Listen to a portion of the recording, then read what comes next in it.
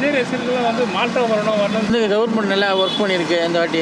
நல்ல எஜுகேஷன் இந்த வாட்டி. தமிழ்நாட்டில் வந்து இருக்குன்னா ஒரு பொண்ணு கார்ப்பரேட் ஸ்கூலில் படித்து ஜப்பானுக்கு போயிட்டு அந்த மொழியை படிச்சுட்டு வந்திருக்குன்னா அது எவ்வளோ பெருமை இல்லையா நம்மளுக்கு? தமிழ்நாட்டுக்கு ஒரு பெருமை இல்லை அது. அது இப்போ அது வரவேற்க ஒரு விஷயம் இல்லையா? அந்த பொண்ணு ஜப்பான் மொழியிலே வந்து பேசுதில்ல, அது நம்மளுக்கு சந்தோஷமாயிடுச்சு இல்லை? விஜய் வந்து இந்த வாட்டி வந்து ஓட்டு இன்னைக்கு அதிகரிச்சிருக்கு. விஜய் வந்து வீட்டு கட்டின பொண்டாட்டியும் இது பண்ணலை, பிள்ளைங்களையும் இது பண்ணலை, எதுவும் பண்ணல. அவர் எப்படிங்க நாட்டை காப்பாற்றாரு? வீட்டை காப்பாற்ற முடியாத ஒரு நாட்டை காப்பாற்றிடுவாரா? சரி, பொண்டாட்டி தான் தப்பு பண்ணிட்டா, ரைட்டு. பிள்ளைங்க தப்பு என்ன படிச்சு? பெத்த பிள்ளைங்க தானே, நீ பெத்த பிள்ளை தானே, அதுவே எதுக்குற உன்னை? அதே உன்னால் சமாளிக்க முடியல, நீ நாட்டை எப்படி சமாளிப்ப? கொஞ்சம் சிந்திக்கணும் இல்லையா? படித்தவங்க கொஞ்சம் சிந்திங்க. முதல்ல 48 பேர் செத்தானில்ல, என்ன பார்த்தேன் நீ சொல்லுங்கள்? 48 பேர் வந்து என் வீட்டில் வந்து பாடுறான்ற இல்லையா? இப்போ தமிழ்நாடு நாட்டினா எப்படி இருக்கும் பார்க்கலாம். 4ஆம் தேதி கண்டிப்பாக பார்க்கலாம். மாற்றத்தை எப்படி விரும்ப முடியும் சொல்லுங்கள்? புதுசாக வராலும் வெளியூர்லேருந்து வரல, இங்கே இருக்காது தான் மாற்றம் தான். யார் நம்ம ஊர்லான இருக்காங்க எல்லாருமே. இந்த கட்சியிலேருந்து இந்த கட்சி வராது.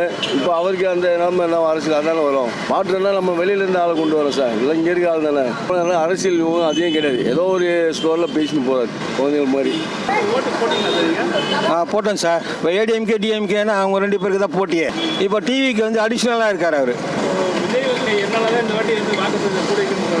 விஜய் என்ன தான் செஞ்சாலும் சார், விஜய் வந்து சிஎம் ஆக முடியாது.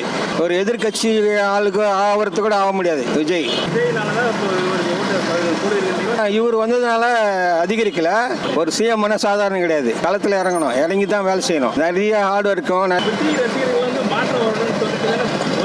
ஐயா, அவர் ஒருத்தரால மாற்றம் வராதையா? மாற்றம் வந்து என்ன பண்ணுவோம்? மாற்றம் எதுக்கு? இப்போ இதெல்லாம் இருக்குது. ஜிம்மு தந்திருக்காங்க, பிரிட்ஜு கட்டியிருக்காங்க, எல்லாமே நல்லா தான் பண்ணியிருக்காங்க. இப்போ காலேஜ் பசங்க 1000 ரூபாய் ஒரு கலவரம் நடந்தது, அது நடந்ததா? ஒன்றுமே கிடையாது. தேர்தல் புத்தூர் நல்லா தான் நடந்து முடிஞ்சது. தமிழ்நாட்டில் எந்த ஒரு பிரச்சனை வரல. மாற்றம் யாரும் விரும்பலையே. அவங்க மாற்றம் வரும். அவங்களுக்கு என்ன தெரியும்? அவங்களுக்கு பற்றி கட்சி என்ன தெரியும்? கொள்கைக்கு என்ன இது தெரியும் அவங்களுக்கு? எதை வச்சு ஓட்டு கேட்குறாங்க? 4 பாலம் கட்ட போகிறோம், 4 அணை கட்ட போகிறோம் கேட்குறாங்களா?